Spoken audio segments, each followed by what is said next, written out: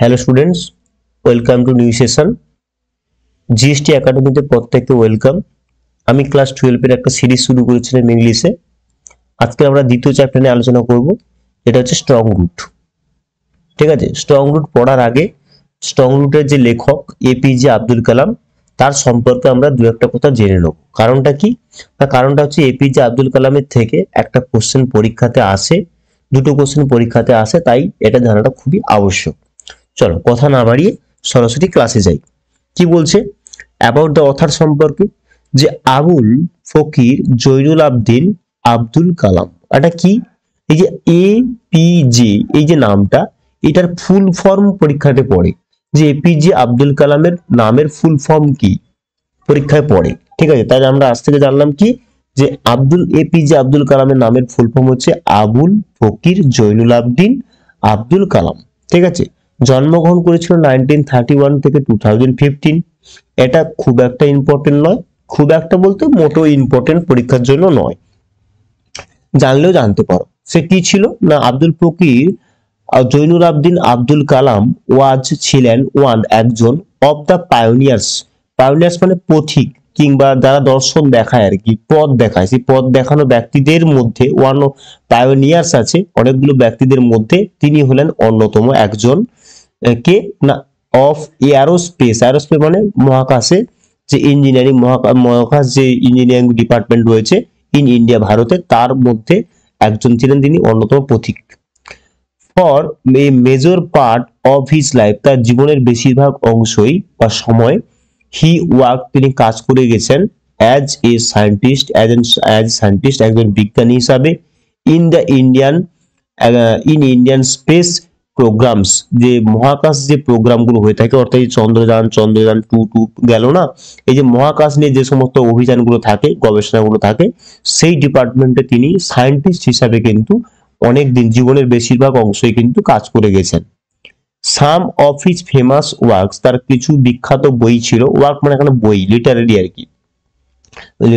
সেই বইগুলোর মধ্যে আর ইন্ডিয়া, ভারতের আর ইন্ডিয়া 2020, অর্থাৎ ইন্ডিয়া 2020। ঠিক আছে, এই যে বইটা, এটা একটা বইয়ের নাম, এটাও খুব বিখ্যাত। এবং ইগনাইটেড মাইন্ডস, এটাও খুব বিখ্যাত। এবং উইংস অফ দ্য ফায়ার, এই যে একটা বই, এই তিনটে বই বিখ্যাত বই, ফেমাস ওয়ার্কগুলোর মধ্যে অন্যতম। হি ওয়াজ দ্য প্রেসিডেন্ট, তিনি ছিলেন প্রেসিডেন্ট অফ ইন্ডিয়া, ভারতে, ফ্রম 2002 থেকে 2007 পর্যন্ত তিনি ছিলেন ভারতের প্রেসিডেন্ট হিসাবে, তিনি কাজ করেছিলেন, রাষ্ট্রপতি হিসাবে তিনি কাজ করেছিলেন। এবার গল্পটা সম্পর্কে জানবো, যে এই গল্পটা আজকে আমরা পড়তে চলেছি, স্ট্রং রুট। এই স্ট্রং রুটের সারাংশটা কি? এখানে বলেছে যে স্ট্রং রুট, এই যে গল্পটা, ইজ অ্যান এক্সট্রাক্ট ফর্ম, ঠিক আছে, নেওয়া হয়েছে কোথা থেকে? From doctor Abdul Kalam's autobiography, Abdul কালামের যে আত্মজীবনী, কিটা? The wings of fire. Most পরীক্ষার জন্য ইম্পর্টেন্ট। ঠিক আছে, মোস্ট পরীক্ষার জন্য ভেরি ইম্পর্টেন্ট বলতে গেলে, যে এই স্ট্রং রুট গল্পটা কোথা থেকে নেওয়া হয়েছে? দ্য উইংস অফ ফায়ার থেকে নেওয়া হয়েছে। ইন দিস এক্সট্রাক্ট, এই যে নিঃসন্দিত গল্প, এই গল্পেতে কি হচ্ছে? হি টক্স অ্যাবাউট, তিনি কথা বলেছেন অ্যাবাউট সম্পর্কে, কি সম্পর্কে? হিজ চাইল্ডহুড, তার শৈশব সম্পর্কে। ইন হিজ হোম টাউন, তার যে ঘরের শহর, বাড়ির শহর রয়েছে, সেই শহরে কাটানো শৈশব কাল নিয়ে এই বিষয়ে এই গল্পটা, এই স্ট্রং রুট গল্পটা ব্যাখ্যা করেছে। দ্য পিস, এই যে গল্পটা, পিস ই প্রেজেন্স, এই গল্পটা উপস্থাপন করছে এ ডিলাইটফুল মানে চমৎকার একটা স্কেচ, চিত্র, কার? Of the author's early life. Author's early মানে লেখকের পূর্ববর্তী জীবনের একটা চিত্র, একটা ছবি, স্কেচ তুলে ধরেছেন এই গল্পের মধ্যে দিয়ে। অ্যান্ড আর কি তুলে ধরেছে? দ্য ডেভেলপমেন্ট, উন্নতি সাধন বা বৃদ্ধি, কিসের বৃদ্ধি? অফ হিজ মানে আব্দুল কালামের, হিজ মানে তার, মানে আব্দুল কালামের স্পিরিচুয়াল গ্রোথ মানে আধ্যাত্মিক যে চিন্তা ভাবনাগুলো, মনোভাবগুলো বৃদ্ধি, কি করে তার ডেভেলপ করে তার মনের মধ্যে, সেই বিষয় নিয়ে কিন্তু আমাদের এই স্ট্রং রুট গল্পটা লেখা। আশা করি ক্লিয়ার হয়েছে সবাই। চলো আমি একটা একটা করে ওয়ার্ড বলে যাব, তোমরা পড়বে। তাহলে উপর থেকে দুটো জিনিস খুব ইম্পর্টেন্ট, যেটা হচ্ছে এই আব্দুল ফকির জৈনুল আবদিন আব্দুল কালাম, এই ফুল ফর্মটা পরীক্ষায় পড়ে, এবং এই গল্পটা নেওয়া হয়েছে দ্য উইংস অফ ফায়ার, এটাও কিন্তু মোস্ট ইম্পর্টেন্ট পরীক্ষার জন্য। এই দুটো জিনিস পরীক্ষা তোমাদের পড়তে পারো বলতে অনেকবারই পরীক্ষা পড়েছে, প্রিভিয়াস ইয়ার কোশ্চেন বলতে পারো। এবার গল্পটা আমরা পড়বো, কি পড়বো? আই ওয়াজ বর্ন, আমি জন্মগ্রহণ করেছিলাম into a middle class. Middle class বলতে কি? মধ্যাহ্নবর্তী যে পরিবার, বল না যে lower class, upper class, middle class বলতে মানে অর্থের উপর ডিপেন্ড করে। যারা লোয়ার ক্লাস বলতে কি যারা খুব গরিব, মিডিল ক্লাস বলতে কি গরিবের একটু উপরে, কিংবা ধনী নয়, ঠিক ঠিক ধনী নয়, মধ্যবর্তী, সেগুলো বলা মিডিল ক্লাস। আর আপার ক্লাস মানে কি যারা প্রচুর টাকা পয়সা ধন দৌলত রয়েছে তাকে বলা হয় আপার ক্লাস, তাই না? এই জন্য বলছে মিডিল ক্লাস, তাই খুব একটা ধনী নয়, খুব একটা গরিব নয়, এমন একটা পরিবারে জন্মগ্রহণ করেছিলেন। কি পরিবার? তামিল ফ্যামিলি। এটাও খুব ইম্পর্টেন্ট। কোন পরিবারে জন্মগ্রহণ করেছিল? তামিল পরিবারে জন্মগ্রহণ করেছিল। ফ্যামিলিটা কেমন ছিল? Middle class family. এগুলো পরীক্ষায় পড়ে, প্রচুর ইম্পর্টেন্ট। এবং এই গল্পের স্ট্রং রুট গল্পটাতে ভাবতে পারবে না, মানে পড়তে ইন্টারেস্ট আসবে না, মানে মনে হবে যেন পড়তে ইচ্ছা নেই, খুব কঠিন কঠিন, কিন্তু প্রত্যেক লাইনে লাইনে কোশ্চেন, বিশ্বাস করো প্রত্যেক লাইনে লাইনে কোশ্চেন। আমি যেভাবে দাগ দিয়ে দিয়ে বলছি এগুলোকে মার্ক করে মানে নোট ডাউন করো এবং পড়তে থাকো। তাহলে পরীক্ষা পড়তে পারে কিটা? এটা পরীক্ষা পড়তে পারে মিডিল ক্লাস। কোন ফ্যামিলি? তামিল পরিবার। এমসিকিউতে পড়বে তামিল, উড়িয়া, ওডিসি বা উড়িয়া বলবে, বেঙ্গল বলবে, বিভিন্ন পরিবার পড়বে, তামিলটা হবে ইম্পর্টেন্ট। কোন দ্বীপে? ইন দা আইসল্যান্ড টাউন, একটা শহর, কি শহর? অফ রামেশ্বরম। তাহলে রামেশ্বরম বলে একটা শহর রয়েছে, মোস্ট ইম্পর্টেন্ট পরীক্ষাতে। এই রামেশ্বরম যে শহর রয়েছে সেই শহরের তামিল পরিবারের মধ্যাহ্নবর্তী একটা পরিবারে তিনি জন্মগ্রহণ করেছিলেন। তাহলে কোন শহরে? রামেশ্বরম শহরে। এটাও পরীক্ষায় পড়ে। কোথায় রামেশ্বরম শহরটা কোথায় রয়েছে? In the আর্টসওয়াইল। আর্টসওয়াইল মানে পূর্ব দিকে। কোথাকার? না মাদ্রাস স্টেট। তাহলে মাদ্রাস যে রাজ্যটা রয়েছে, স্টেটটা রয়েছে, সেই স্টেটের হচ্ছে রামেশ্বরম একটা শহর রয়েছে। তাহলে রামেশ্বরম শহরটা কোথায় রয়েছে? মাদ্রাসে। তাহলে আব্দুল কালাম জন্মগ্রহণ করেছে কোথায়? মাদ্রাসে। মাদ্রাসে কোন পরিবার? তামিল পরিবার। তামিল পরিবারটা কেমন ছিল? না মিডিল ক্লাস। আপার না মিডিল না লোয়ার? আপার মিডিল ক্লাস ছিল। কোন শহরে? রামেশ্বরম শহরে। এতগুলো কোশ্চেন কিন্তু এই জায়গাতে রয়েছে। কোন দিকে? আর্টসওয়াইল। ঠিক আছে। তারপর কি বলছে? মাই ফাদার, আমার বাবা। ঠিক আছে। আমার বাবাকে, না আমার বাবা হচ্ছে জৈনুল আবদিন। আমার বাবা জৈনুল, তাহলে মানে লেখকের বাবার নাম কি? জৈনুল আবদিন। পরীক্ষায় পড়ে এবং বানানটা দেখে রাখবে, বানানটা থেকে ভুল হলে নাম্বারটা কাটা যাবে। ঠিক আছে। তাহলে my father Zainul Abedin had neither, আমার বাবা জৈনুল আবদিনের ছিল না মাচ ফর্মাল এডুকেশন। মাছ বলতে যেটা গোনা যায় না, এডুকেশন কি গোনা যায়? গোনা যায় না। তাই বলছে যে মাছ ফর্মাল, যেটা গোনা যাবে সেটা হচ্ছে মেনি। তাহলে আই হ্যাভ মেনি পেন। ঠিক আছে। আই হ্যাভ মেনি পেন্স মানে আমার অনেক পেন আছে, তাহলে পেন কি গোনা যায় তাই মেনি ব্যবহার করছে, কিন্তু আই হ্যাভ মাছ পেন তুমি বলতে পারো না। ঠিক আছে। তাহলে বলছে এই যে এডুকেশন গোনা যায় না, সেক্ষেত্রে মাছ ব্যবহার করা হয়। ওই যে বলছে আমার বাবা, মাই ফাদার জৈনুল আবদিন, আমার বাবা জৈনুল আবদিনের হ্যাড নাইদার মানে ছিল না, কি ছিল না? মাছ বেশি ফর্মাল, খুব একটা বেশি ফর্মাল এডুকেশন। ফর্মাল মানে প্রথাগত শিক্ষা, যেটা তোমরা পড়ছো 1 2 3 4 5 সেগুলো বলে প্রথাগত শিক্ষা। সেই শিক্ষা কিন্তু বাবার ছিল না। নর অথবা ছিল না, কি ছিল না? মাছ বেশি ওয়েলথ, সম্পত্তিও ছিল না, টাকা পয়সা ধন দৌলতে কিন্তু খুব একটা বেশি ছিল না। তাহলে শিক্ষাও ছিল না। তাহলে বাবার কি কি ছিল না পরীক্ষা পড়তে পারে? বাবার নাম কি? জৈনুল আবদিন। বাবার কোন কোন দিনগুলো অধিকারের মধ্যে ছিল না? না ফর্মাল এডুকেশন ছিল না। আর কি ছিল না? মাচ ওয়েলথ, খুব একটা বেশি টাকা পয়সা ধন দৌলতও ছিল না। বলছে ডেসপাইট মানে সত্ত্বেও, কি সত্ত্বেও? দিস, এই যে এইগুলি, কোনগুলি? এই যে বেশি টাকা নেই কিংবা শিক্ষা নেই, এগুলো থাকা সত্ত্বেও এই ডিসঅ্যাডভান্টেজ মানে সুবিধা, ডিসঅ্যাডভান্টেজ মানে অসুবিধা। তাহলে এই সমস্ত অসুবিধা থাকা সত্ত্বেও, তাহলে অসুবিধা কোনগুলো? এই টাকা পয়সা এবং এডুকেশন, এগুলো না থাকা সত্ত্বেও হি পজেসড মানে অধিকার করে রাখা, তিনি অধিকার করেছিলেন, তার মধ্যে ছিল, কি ছিল? শুধু টাকা পয়সা এবং শিক্ষা থাকলে যে তুই মানুষ হবে এমন ব্যাপারটা তো নয়, সেটাই বলছে এখানে আব্দুল কালাম। হি পজেসড, তিনি অধিকার করেছিলেন, কি করেছিলেন? গ্রেট একটা বিশাল বড়, কি ছিল? ইনেট মানে অভ্যন্তরীণ, উইজডম মানে জ্ঞান। ঠিক আছে। মানে একটা তার মধ্যে বিশাল একটা অভ্যন্তরীণ জ্ঞান ছিল তার মধ্যে। দেখবে পাড়ার দিকে, বিশেষ করে গ্রামের দিকে, সরি, গ্রামের দিকে কি থাকবে দেখবে যে অনেক মোড়ল আছে যাদের কোনো পড়াশোনা নেই, তারা কি করছে? শিক্ষিত লোকের হচ্ছে বিচার করছে।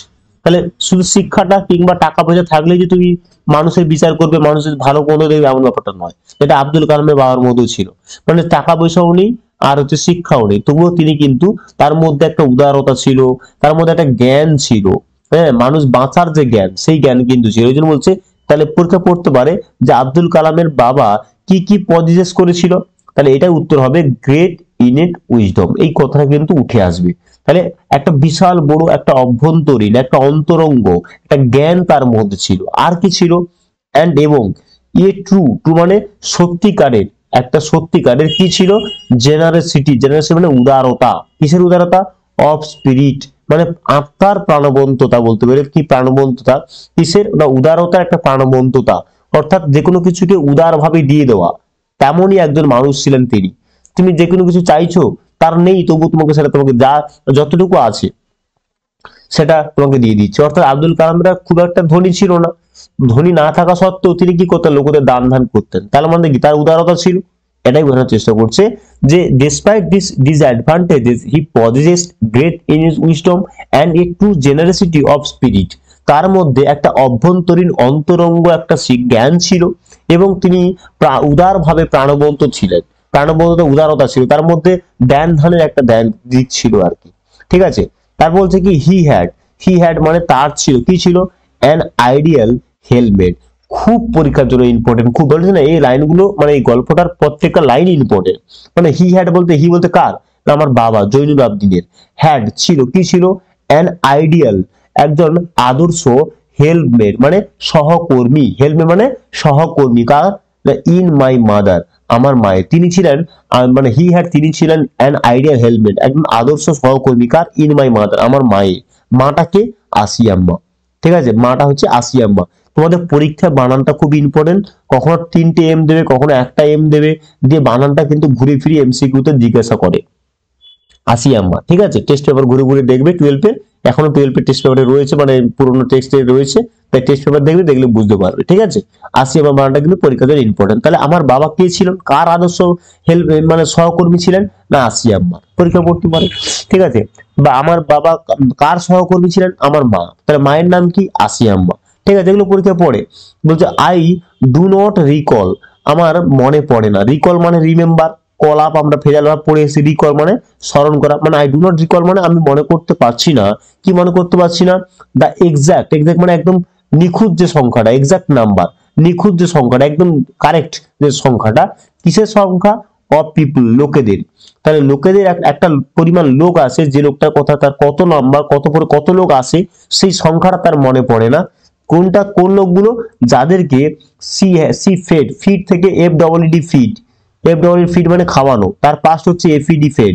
ঠিক আছে, ওই যে খাইয়েছিল, তিনি খাওয়াতেন। সি ফেড বলতে তা আব্দুলের বাবা, সরি মা, মা তিনি হচ্ছে খাওয়াতেন এভরিডে, প্রত্যেকদিন যে লোকগুলোকে খাওয়াতেন, কত পরিমাণ লোক খেতে আসতো সেটা তার ঠিক মনে পড়ছে না। তাহলে দেখো এই জায়গা থেকে জৈনুল আবদিনের বাবার এই উদারতা, জেনারেসিটিটা প্রকাশ পাচ্ছে।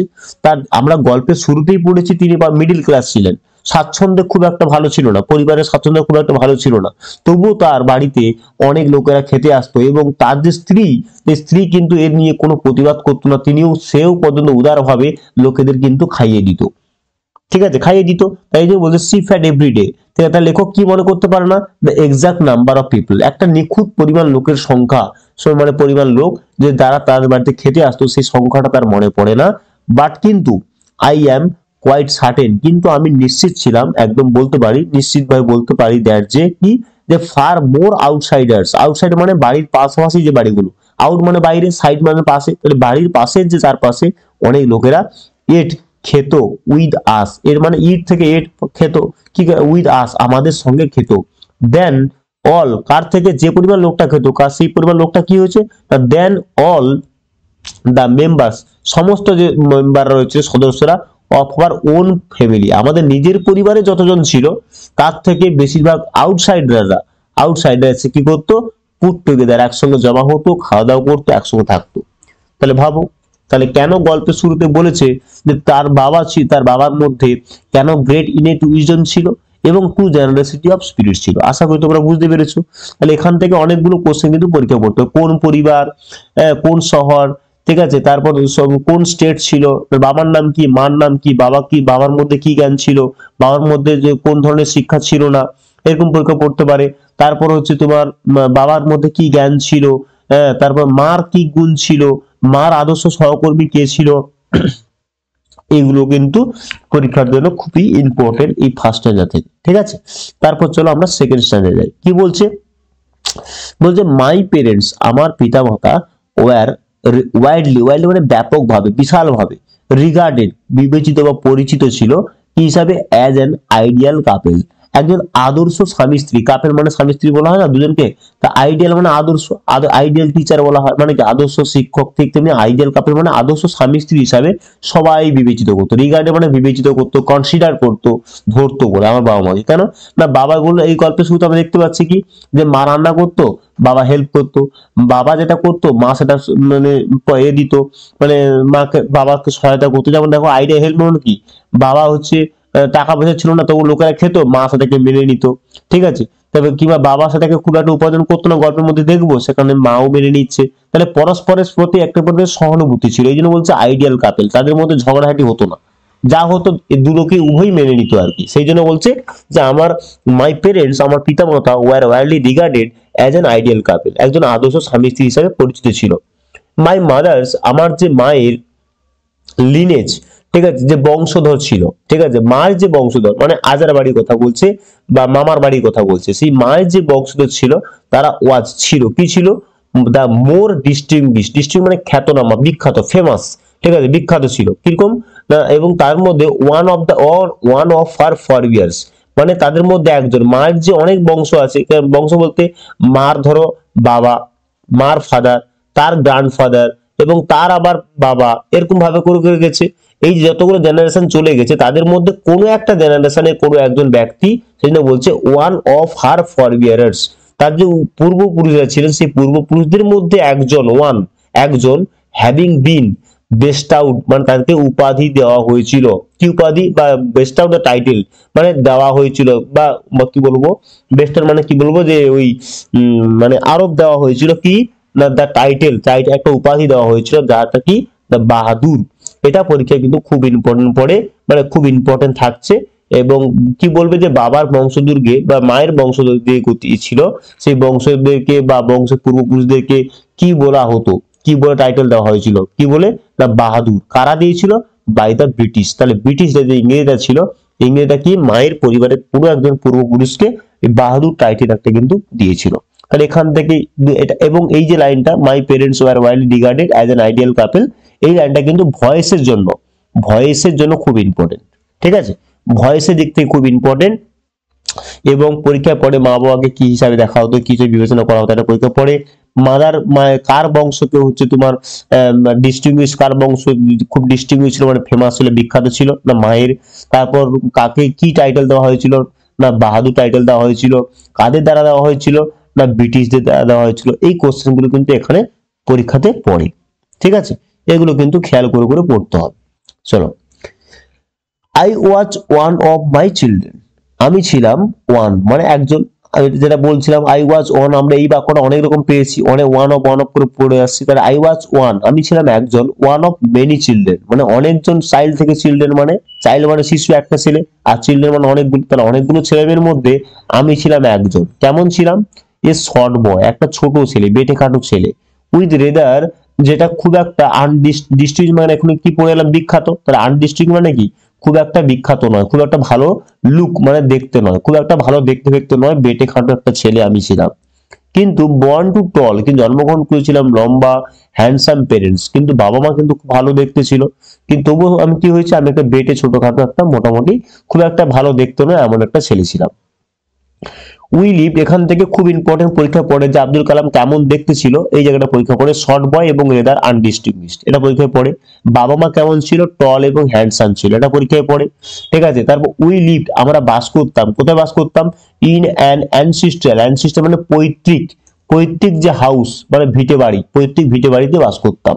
পরীক্ষা পড়ে যে লেখকরা কোথায় বাস করতো, কোথায় না অ্যানসিস্টাল হাউস। পরীক্ষা পড়ে যে হাউসটা কেমন ছিল, না অ্যানসিস্টাল, ঠিক আছে। এবং যে হুইচ, হুইচ মানে যেটি, কোনটি, হুইচ এবং হু কোথায় বসে, হুম কোথায় বসে, তাকে বোঝায় তার পাশে বসে। মানে এই বাড়িটা যেটা ওয়াজ ছিল, কি ছিল, বিল্ড নির্মাণ করা হয়েছিল ইন দা মিডিল মধ্যবর্তী, কোথায় মধ্যবর্তী, অফ দা 19th সেঞ্চুরি। পরীক্ষায় খুব ইম্পর্টেন্ট, ঠিক আছে। এইটা পরীক্ষা পড়বে যে 19th সেঞ্চুরি কখন, মিডিল, বিফোর, লেস, এরকম করে পড়বে, ঠিক আছে। অর্থাৎ মিডিলটাকে মনে রাখতে হবে, মিডিল অফ দা মানে মিড 19th সেঞ্চুরি, অর্থাৎ 1900 শতাব্দীতে মধ্যবর্তী সময়ে কিন্তু জন্মগ্রহণ করেছিল, মানে মানে নির্মাণ করা হয়েছিল এই আব্দুল কালামদের পৈতৃক ভিটে বাড়িটা, ঠিক আছে। তাই এখান থেকে খুব ইম্পর্টেন্ট এই লাইনটা। এবং ইট ওয়াজ এ ফেয়ারলি লার্জ পাকা হাউস, এবং এই বাড়িটা ছিল কিন্তু সম্পূর্ণ একটা পাকা, দেখো পাকা ইংরেজি পাকা, পাকা বাড়ি। পরীক্ষা পড়বে অ্যানসিস্টার হাউস কিসের তৈরি ছিল, না পাকা বাড়ি ছিল। পাকাটাই ওয়ার্ড তুমি পাবে মানে এমসিকিউ তে। এবং সেই বাড়িটা কি তৈরি ছিল, মেড তৈরি ছিল কি দিয়ে, লাইমস্টোন মানে চুনা পাথর, অ্যান্ড ব্রিক এবং ইট দিয়ে। পরীক্ষা পড়তে পারে বাড়িটা কি দিয়ে তৈরি, না লাইমস্টোন এবং হচ্ছে ব্রিক দিয়ে তৈরি, ঠিক আছে। ওয়ান অফ দা মস্কিউ, এবং একটা মসজিদ, কোথায় ছিল ওই বাড়িটা, কোথায় কোন জায়গাটা ছিল, ঠিক না অন দ্য মস্কিউ, মস্কো মানে মসজিদ, মসজিদের যে একটা স্ট্রিট মানে রাস্তা, ইন রামেশ্বরম, তাহলে রামেশ্বরমে মসজিদে যাওয়ার রাস্তাতে পরে এমন একটা জায়গাতে অ্যানসিস্টার একটা বাড়ি গড়ে উঠেছিল মিডিল 19th সেঞ্চুরির দিকে। সেই বাড়িতে কিন্তু আব্দুল কালাম তার বাবা মাটা থাকতো। ওকে, তাহলে এখান থেকে অনেকগুলো কোশ্চেন হবে এই লাইনটা থেকে, বিশেষ করে এই লাইনটা থেকে। প্রথম থেকে তো অনেকগুলো কোশ্চেন হচ্ছে, তোমরা গুরুত্ব সহকারে পড়ো, ঠিক আছে, যেগুলো বলছি। এবং মাই আস্তেয়ার ফাদার, আমার যে বাবার যে পূর্বপুরুষটা সবসময় কি করতো, ইউজ টু অ্যাভয়েড, সবসময় এড়িয়ে চলো। আস্তে মানে কঠোর বলতে পারো, ঠিক আছে, কঠোর মানে হার্ড বলতে পারো, বা একদম স্ট্রিক্ট বলতে পারো। স্ট্রিক্ট যে আমার বাবা মা, তারা কি করতো, ইউজ টু অ্যাভয়েড, তারা সবসময় এড়িয়ে চলতো, কি এড়িয়ে চলতো, অল ইন এসেন্সিয়াল কমফোর্টস আর লাক্সারি। এটা পরীক্ষা খুব ইম্পর্টেন্ট, যে আব্দুল কালামের বাবারা কি এড়িয়ে চলতো, না সমস্ত অপ্রয়োজনীয়, ইন এসেন্সিয়াল মানে প্রয়োজনীয়, ইন এসেন্সিয়াল মানে অপ্রয়োজনীয়, কমফোর্টস মানে যে আরামগুলো, লাক্সুরিজ মানে আরাম, একই ব্যাপার। কমফোর্টস আর লাক্সুরি মানে আমোদ প্রমোদ যেগুলো, মানে বিলাপ যেগুলো আর কি, ঠিক আছে, খুশু মানে আনন্দ যেগুলো করি আর কি, যেগুলো শুয়ে আছে, পায়ে বালিশ দিয়ে শুয়ে আছে, ঘুমাচ্ছি তো ঘুমাচ্ছি, খাই না খাই শুয়ে আছে, কমফোর্টস আর লাক্সুরিজ, ঠিক আছে, এরপরে ব্যাপার আর কি। সেরকম ভাবে তারা এই যে অতিরিক্ত এগুলোকে কিন্তু তারা নিত না, ঠিক আছে। কেমন ভাবে নিত, আমি উদাহরণ দিয়ে বলি। ধরো আমার বাড়িতে টাকা পয়সা আছে, ঠিক আছে, টাকা পয়সা আছে, তা আমার দেখা যাবে আমার একটা ফোন আছে, আমার এখন বর্তমানে একটা ফোন আছে। আমি ভাবছি যে এই ফোনটা আছে, তো এই ফোনটা আমি করবো, আমার বিজনেসের জন্য কাজে রাখবো, আর একটা ফোন আমি কিনি, আর ইউটিউব যেন দেখবো বা গান টান শুনবো, এখন বসে থাকবো। তা এই যে অতিরিক্ত যে ফোনটা ব্যবহার করছি, এই ফোনটা দরকার পড়ে না, তাহলে এইগুলো বলা হচ্ছে কমফোর্টস এন্ড লাক্সারিজ, ঠিক আছে। অতিরিক্ত ইন এসেন্স যেগুলো দরকার নেই সেগুলোকে কিন্তু তারা কোনোভাবেই নিত না, এড়িয়ে চলতো। হাউএভার যাই হোক, অল নেসেসিটি সমস্ত প্রয়োজনীয় গুলো কি ছিল, কি ছিল, তাহলে অপ্রয়োজনীয় গুলো এড়িয়ে চলতো, কিন্তু কিছু তো প্রয়োজনীয় জিনিস ছিল, সেই বলতে অল নেসেসিটি যেগুলো দরকার ছিল সেগুলো ওয়্যার প্রোভাইডেড, তারা জোগাড় নিত বা পেতো, কিভাবে, সেগুলো কি ছিল না ইন টার্মস অফ ফুড, এটা খাবার, ওষুধ এবং কাপড়। দেখো ফুড, মেডিসিন অ্যান্ড ক্লথিং, এই তিনটে জিনিস ছাড়া তুমি বাঁচতে পারবে না। তাহলে এই তিনটে জিনিস যেটা খুব নিতান্ত না বললেই নয়, না নিলেই নয়, সেটাকে কিন্তু আব্দুল কালামের বাবারা কিন্তু পূর্বপুরুষরা এটাকে নিত। ইনফ্যাক্ট যাই হোক না কেন, এই বিষয়ে বললাম কেন, কারণ যে আই উড সে, আমি বলতে পারি, আমি নিজেকে, এই যে এত কিছু ছিল না, এরা এড়িয়ে চলতো, পুরনো বাড়িতে বাস করতো, এগুলো থাকা সত্ত্বেও আই উড সে আমি নিজে বলতে পারি, was a very secure child. Secure মানে নিশ্চিত, একদম সুনিশ্চিত একটা চাইল্ডহুড মানে শৈশবকাল ছিল আমার, সেটা ম্যাটারিক্যালি মানে বাস্তবগত ভাবে বলো, আর ইমোশনালি আবেগগত ভাবে বলো।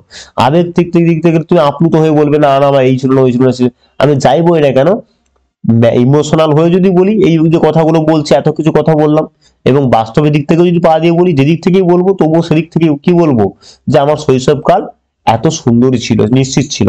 দেখো এত টাকা পয়সা ছিল না, ওই বাড়িতে বাস করতো, এই করতো, এবং এরা এড়িয়ে চলতো, শুধুমাত্র খাবার অন্ন বসত দিত, মানে কি তারা দরিদ্রও ছিল, তাহলে সবকিছুকে এড়িয়ে চলতো, তাহলে খুব একটা আমোদ প্রমোদ করতো না। তাহলে আমোদ প্রমোদ না করা সত্ত্বেও লেখক বলছে, যাই হোক না কেন আমি আমার শৈশবকালকে আমি বলবো একটা ভালো শৈশবকাল, এর মতো হতে পারে না, ঠিক আছে।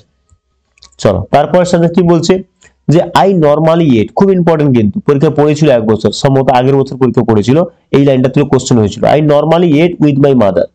ঠিক আছে, 2024 কোশ্চেন করেছিল ফাইনাল 12 এর জন্য, পরীক্ষা পড়েছিল। আই নর্মালি এট, আমি স্বাভাবিকভাবে খেতাম, এর মানে খেতাম কার সঙ্গে, উইথ মাই মাদার, আমার মায়ের সঙ্গে আমি কিন্তু খেতাম। সিটিং, বসতাম, কোথায় বসতাম, অন দা ফ্লোর, তাহলে লেখো কার সঙ্গে খেত, মায়ের সঙ্গে। কোথায় বসে খেত, পরীক্ষা পড়ে, সিটিং অন দা ফ্লোর, মেঝের উপরে বসে খেত। ঠিক আছে, কোথায়, অফ দা কিচেন, তাহলে কিচেন মানে রান্নাঘর, রান্নাঘরের যে মেঝে থাকতো সেই মেঝেতে বসে কিন্তু লেখক খাওয়া দাওয়া করতো। সি, সে কি করতো, উড প্লেস, রাখতো এই ব্যানানা লিভ, ব্যানানা লিভ মানে কলা পাতা, তাহলে কলা পাতায় করে লেখক খেত। ঠিক আছে, তাহলে কষে খেত, কলা পাতায় খেত, পরীক্ষা পড়ে।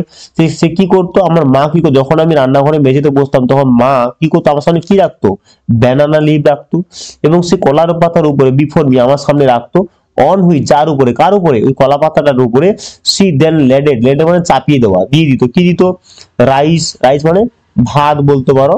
ঠিক আছে, ভাত, ভাত অ্যান্ড অ্যারোমেটিক সম্বার, একটা সুগন্ধি সম্বার, ডাল টাইপের আর কি, সুগন্ধি ডাল টাইপের দিত। এই ভ্যারাইটি অফ সার মানে, সার মানে তীক্ষ্ণ ঝাঁঝালো তরকারি কিছু দিত, ভিন্ন ভিন্ন তরকারি কিছু দিত। হোমমেড পিকেল মানে মানে বাড়ির তৈরি যে পিকেল মানে আচার, আচার দিত। অ্যান্ড এ ডালপ, ডাল দিত, অফ কিসের, অফ ফ্রেশ কোকোনাট চাটনি, এবং নারকেলের চাটনি ছিল, একদম পরিষ্কার নারকেলের চাটনি ছিল, এইগুলো দিয়ে কিন্তু লেখক খেত। তাহলে পরীক্ষার পরে যে কলা পাতার উপর কি কি খাবার রাখতো, ঠিক আছে, কি কি খাবার দিত, এই জায়গা থেকে পরীক্ষা পড়ে কিন্তু। গুরুত্ব সহকারে ব্যাপারগুলোকে পড়ো, প্রত্যেক লাইন বারবার লাইন বাই লাইন করে পড়ো। কি বলছে, দ্য শিবা টেম্পল, যে শিব মন্দির, তার পরের স্ট্যান্ডার্ড বলছে দ্য শিবা টেম্পল, শিব মন্দির, খুব ইম্পর্টেন্ট পরীক্ষার জন্য। হুইচ মেড, যেটা তৈরি হয়েছিল কোথায়, রামেশ্বরম, রামেশ্বরমে, তাহলে রামেশ্বরম শহরে লেখক আমরা গল্পের শুরুতে দেখেছি যে বাস করতো, তাহলে সেই শহরে একটা মন্দির ছিল, কি মন্দির, শিব মন্দির। তাহলে দেখো আব্দুল কালাম কিন্তু হিন্দু মানে মুসলিম, আর সেখানে গড়ে উঠেছে কি, শিব মন্দির। তাই শিব মন্দিরটা বাঙালিদের, হিন্দুদের, সেটাই বলছে যে শিব রামেশ্বরম শহরে একটা শিব মন্দির ছিল, যেটা কি ছিল, সো ফেমাস, খুব বিখ্যাত ছিল, টু দ্য পিলগ্রিমস, পিলগ্রিমস মানে কি, তীর্থযাত্রী, তীর্থযাত্রীদের ক্ষেত্রে কাছে কিন্তু এই মন্দিরটা খুব বিখ্যাত ছিল। এবং সেই মন্দিরটা কি ছিল না, অ্যাবাউট 10 মিনিট, খুব ইম্পর্টেন্ট, কত মিনিট লাগে, 10 মিনিট, 10 মিনিট হাঁটা বা মানে 10 মিনিটে পায়ে হাঁটা পথ, ফ্রম আওয়ার হাউস, আমাদের বাড়ি থেকে। তাহলে পরীক্ষার পরে যে হাউস থেকে যে টেম্পল যেতে হয়, রামেশ্বরম যে টেম্পল রয়েছে, শিবা টেম্পল, সেটা হচ্ছে কত মিনিট না, 10 মিনিট। 10 মিনিট ধরে কোন মন্দির, শিবা মন্দির, কোন শহরে শিব মন্দির রয়েছে, রামেশ্বরমে রয়েছে। এতগুলো কিন্তু ইম্পর্টেন্ট, কাদের কাছে বিখ্যাত, পিলগ্রিমসদের কাছে বিখ্যাত। ঠিক আছে, আওয়ার লোকালিটি, আমাদের যে এলাকা, ওয়াজ প্রিডোমিনেন্টলি, একদম প্রাধান্য বলতে গেলে বেশিরভাগ যে ডোমিনেট করে, ঠিক আছে, বেশি প্রাধান্য পায় কিসে না, কি রয়েছে না, মুসলিম, মানে আমাদের যে পরিবারটা, আমাদের যে এলাকাটা রয়েছে সেই এলাকাটা বেশিরভাগই কি ছিল, মুসলিম ছিল। পরীক্ষা পড়ে লেখক যে জায়গায় বাস করতো কোন জাতি বেশি ছিল, মুসলিম। বাট কিন্তু তবুও সেখানে কি রয়েছে, শিব মন্দির রয়েছে, বলছে বাট কিন্তু there was quite a lot of Hindu family, সেখানে শুধু মুসলিম নয়, মুসলিমরা বেশি ছিল কিন্তু কম পরিমাণে কি ছিল, হিন্দু পরিবার কিন্তু সেই জায়গায় ছিল। টু মানে তারাও ছিল, হিন্দু পরিবারও ছিল, ও টু মানে ও ছিল, ঠিক আছে, সেই অর্থ বুঝিয়েছে। এবং লিভিং, এবং তারা বাস করতো, এইটা খুব খুব ইম্পর্টেন্ট পরীক্ষার জন্য এই ওয়ার্ডটা। ঠিক আছে, এই ওয়ার্ডটা পরীক্ষা পড়ে যে অ্যামিক্যাবলি, অ্যামিক্যাবলি মানে ফ্রেন্ডলি, তারা খুব বন্ধুত্বপূর্ণ ভাবে বাস করতো উইথ দেয়ার মুসলিম নাইবার্স, তাহলে যেটা যে কটা হিন্দু পরিবার ছিল সেই কটা হিন্দু পরিবার মুসলিম পরিবারের সঙ্গে, প্রতিবেশীদের সঙ্গে কেমন ভাবে থাকতো, খুব অ্যামিক্যাবলি, এই ওয়ার্ডটা পরীক্ষা পড়ে। অ্যামিক্যাবলি মানে ফ্রেন্ডলি, খুব বন্ধুত্ব সহকারে বাস করতো। দেয়ার ওয়াজ, সেখানে ছিল এ ভেরি ওল্ড, একটা পুরনো মসজিদও ছিল, তাহলে শিব মন্দিরও ছিল, আবার পুরনো একটা মসজিদও ছিল, ইন আওয়ার লোকালিটি, আমাদের এলাকাতে। হোয়েন যখন মাই মানে ফাদার, বাবা, উড টেক মি, আমাকে নিয়ে যেত, ফর ইভিনিং প্রেয়ার, মানে সন্ধ্যাকালীন প্রার্থনার জন্য। পরীক্ষা নিয়ে পড়ে যে বাবা কখন হচ্ছে তাকে, বাবা মসজিদে কোথায় কখন নিয়ে যেত না, বা কিসের জন্য নিয়ে যেত না, ফর ইভিনিং প্রেয়ার, মানে সন্ধ্যাকালীন প্রার্থনার জন্য পরীক্ষা নিয়ে মানে নিয়ে যায়। এটা পরীক্ষাতে অপশন থাকে যে কিরকম ইভিনিং, মর্নিং, হ্যাঁ, মিডিল, এরকম করে মিডিল ডে, এরকম করে পরীক্ষা কিন্তু অপশন থাকে। অর্থাৎ ইভিনিং প্রেয়ারের জন্য কিন্তু লেখক কি করতো, তার বাবা মসজিদে নিয়ে যেত। আই হ্যাড নট, আমার ছিল না, তাহলে মসজিদে যেত, মসজিদের মতো কথা বলছে। আই হ্যাড নট, আমার ছিল না, কি ছিল না, দ্য ফেইনেস্ট, ফেইনেস্ট মানে একদম পরিষ্কার পরিচ্ছন্ন একটা, ক্লিয়ার বলতে পারো, ক্রিস্টাল ক্লিয়ার বলতে পারো, একটা আইডিয়া মানে ধারণা ছিল না, আমার পরিষ্কার একটা ধারণা ছিল না কি সম্পর্কে, দ্য মিনিং মানে, মিনিং মানে অর্থ, কিসের অর্থ, অফ দ্য অ্যারাবিক মানে আরবি ভাষায় লেখা যে বা আরবি ভাষায় যে প্রেয়ার মানে প্রার্থনা হতো, চ্যান্টেড, চ্যান্টেড মানে গাওয়া হতো, ঠিক আছে। তাহলে আরবি মানে মুসলিমদের ভাষা তো আরবি ভাষা, এই জন্য বলছে সেই মসজিদে যে আরবি ভাষায় যে প্রার্থনা করা হতো, প্রেয়ার করা হতো, সেই প্রেয়ারের যে ভাষা, মিনিং, অর্থ, সেই অর্থ আমার কিন্তু ক্লিয়ার ছিল না। I had not the finest idea of the meaning of the Arabic prayers chanted, ঠিক আছে। বাট কিন্তু আই ওয়াজ টোটালি, কিন্তু ছিল না, ঠিক আছে, জ্ঞান ছিল না, কিন্তু বলছে কিন্তু আই ওয়াজ টোটালি কনভিন্সড, আমি টোটালি প্রলুব্ধ ছিলাম একদম, কিসে, দ্যাট যে দে রিচড গড, তারা ভগবানের কাছে পৌঁছে গেছে। কেমন ভাই ব্যাপারটা? যখন দেখবে মায়াপুর যদি কেউ যাও কোনোদিন, ঠিক আছে, মায়াপুরে, তখন দেখবে সন্ধ্যা আরতিটার সময় বেসিক্যালি লোকেরা প্রচুর জমায়েত হয়, মানে সন্ধ্যা আরতির সময় এমন ভাবে সন্ধ্যা আরতিটা হয়, দেখলে মনে হবে যেন যারা পুজো করছে তারা সত্যি সত্যি, বা যারা পুজো দেখছে তাদের ধ্যান জ্ঞান টোটাল ঈশ্বর ছাড়া আর কিছুই থাকছে না। আমরা মনে হবে যারা পুজো করছে তারা যেন সত্যিই একটা ঈশ্বরের পূজা করছে, ঠিক আছে, এমনটাই বোঝাবে। এই জন্য বলছে লেখকও পর্যন্ত যখন ওই তার বাবার সাথে মসজিদে যেত, তারা এমন ভাবে প্রার্থনাটা করতো, লেখক মনে বলছে যে আই ওয়াজ টোটালি কনভিন্সড হয়ে পড়তাম দ্যাট যে দে রিচ গড, তারা তাদের প্রার্থনা দেখে আমার মনে হতো যে তারা সত্যি যেন ঈশ্বরের কাছে পৌঁছে গেছে তাদের প্রার্থনার দ্বারা আর কি, এমনটা বুঝিয়েছে। হোয়েন মাই ফাদার, যখন আমার বাবা কেম আউট, বেরিয়ে এলো, অফ দ্য মস্কিউ, মসজিদ থেকে যখন আমার বাবা বেরিয়ে আসে, তখন কি হয়, আফটার দ্য প্রেয়ার, কখন বেরিয়ে আসে না, প্রার্থনার পরে যখন বেরিয়ে আসে, পিপল, লোকেরা, অফ ডিফারেন্ট রিলিজিয়ন্স, মানে ভিন্ন ধর্মের, ভিন্ন জাতির যে লোকেরা, রিলিজিয়ন মানে ধর্ম, তাহলে বিভিন্ন ধর্মের লোকেরা কি করে, উড বি সিটিং, বসে থাকতো, আউটসাইড মানে পাশাপাশি, কার পাশে, ওই মসজিদের পাশে বসে থাকতো, কিসের, কার জন্য, ওয়েটিং ফর হিম, তার জন্য অপেক্ষা করে, আমার বাবার জন্য অপেক্ষা করে অনেক লোকেরা মসজিদের পাশে কিন্তু বসে থাকতো। পরীক্ষার পরে যে ডিফারেন্ট রিলিজনের কার অপেক্ষা বসে থাকতো না, আব্দুল কালামের বাবার অপেক্ষাতে কিন্তু বসে, জৈনুল আবেদিনের জন্য বসে থাকতো। মেনি অফ দেম, তাদের মধ্যে অনেকে, যারা বসে থাকতো তাদের মধ্যে অনেকে, অফার, দিত, কি দিত, বোলস অফ ওয়াটার, এক বাটি করে জল দিত, বাটি বাটি জল তারা হাতে রাখতো, সেই জলটাকে তার বাবার দিকে বাড়িয়ে দিত, টু মাই ফাদার, আমার বাবাকে দিত। এবং আমার বাবা কি করতো, হু মানে কি বললাম, যাকে বোঝায় তার পাশে, মানে হু মানে যে, কে, আমার বাবা কি করতো, উড ডিপ মানে ডুবিয়ে দিত, হিজ ফিঙ্গার টিপ, তার আঙ্গুলগুলোকে ডুবিয়ে দিত, ইন দেম, তার মধ্যে, কার মধ্যে, ওই যে বাটি ভর্তি যে জল রেখেছে, বাটি ভর্তি জল, সেই জলের মধ্যে করে আমার বাবা কি করতো, হাতগুলো ডুবিয়ে দিত, আঙুলগুলো ডুবিয়ে দিত, ফিঙ্গার টিপস গুলো, এবং কি করতো, ডুবিয়ে দিয়ে কি করতো, সে এ প্রেয়ার, এবং প্রার্থনা করতো। আমাদের বাঙালিদের বিশেষ করে দেখবে যখন হচ্ছে কোনো ঘট ফট উঠে, তখন ব্রাহ্মণরা পুকুরে করে হাত ডুবিয়ে রেখে এবং ওই তাদের পৈতারা ধরে প্রার্থনা, বিড়বিড় করে কি সব প্রার্থনা করে বা মন্ত্র পড়ে, যেটা সেটাই বলছে। এরকম একই রকম ভাবে আব্দুল কালামের বাবাও কিন্তু করতো, ঠিক আছে, দিত, প্রার্থনা করে দিত। এবং দিস ওয়াটার, এই যে জলটা প্রার্থনা করার পর যখন আব্দুল কালাম বাবা ঘুরিয়ে দিত, তখন এই বাটি ভর্তি জলটা কি করতো তারা, this water was then carried, সেই জলটাকে তারা বয়ে নিয়ে যেত হোম, বাড়িতে, বাড়িতে নিয়ে যেত, ফর ইনভ্যালিডস মানে মানে মানে কোনো লিমিটেড টাইম নয়, একদম মানে অনন্তকালের জন্য তারা নিয়ে যেত, ঠিক আছে। এবং আই অলসো রিমেম্বার, আমি অবশ্য আরো মনে করি, পিপল, লোকেরা কি করতো, যে লোকেরা বাবার কাছে আসতো এই বাটি ভর্তি জল নিয়ে, তাদের কথা বলছে লেখক, যে তাদের কথা আমার মনে পড়ে, যারা ভিজিট করতে আসতো, মানে বাবার সঙ্গে দেখা করতে আসতো, আওয়ার হোম, আমাদের বাড়িতে, টু অফার থ্যাঙ্কস, ধন্যবাদ জানানোর জন্য, ঠিক আছে, আমার বাবাকে ধন্যবাদ জানানোর জন্য তারা আমার বাড়িতে আসতো। আফটার, কখন আসতো না, আফটার বিং কিওর, কিওর মানে কি সেরে ওঠা, রোগ থেকে সেরে ওঠা, নিরাময় হয়ে যাওয়া, রোগ থেকে সেরে ওঠার পরে এই জলটা নিয়ে যেত। তখনকার দিন তো এত ডাক্তার ফাক্তার ছিল না, লোকেরা বেশি ঈশ্বর বিশ্বাসী করছিল, ঠিক আছে, মন্দিরে যেত, মন্দিরে জল ফল ঠাকুরের পা ধুয়ে খেত, এরকম একটা ব্যাপার আর কি। তা আব্দুল কালাম ওই যে জলটা দিত, সেই জল নিয়ে গিয়ে যখন কেউ সুস্থ হয়ে যেত, তখন তারা আমার বাড়িতে এসে আমার বাবাকে ধন্যবাদ জানিয়ে দিত, ঠিক আছে। বলছে ফাদার অলওয়েজ, আমার বাবা সর্বদাই স্মাইল মানে হাসতো, অ্যান্ড আস্কড, এবং কি করতো না, জিজ্ঞাসা করতো বা বলতো, বা তাদেরকে বলতো, কি বলতো, টু থ্যাঙ্ক, ধন্যবাদ জানাতে, আল্লাহকে ধন্যবাদ জানাতে বলতো। তাই তারা এসছে কাকে, তার লোকেরা, পিপুলরা এসছে কাকে জানাতে, ধন্যবাদ জানাতে, ফাদারকে, বাবাকে। কিন্তু বাবা কি বলছে, তুমি আমাকে জানার দরকার নেই, তুমি গডকে জানাও, আল্লাহকে জানাও, ঠিক আছে, আল্লাহকে ধন্যবাদ জানাও, সেই হচ্ছে মার্সিফুল, সেই তোমাকে কি করতে পারে, ক্ষমা করতে পারে। ওকে, চলো, আশা করি এই পর্যন্ত বুঝতে পেরেছো। তারপরে স্টানে দেখো কি বলছে।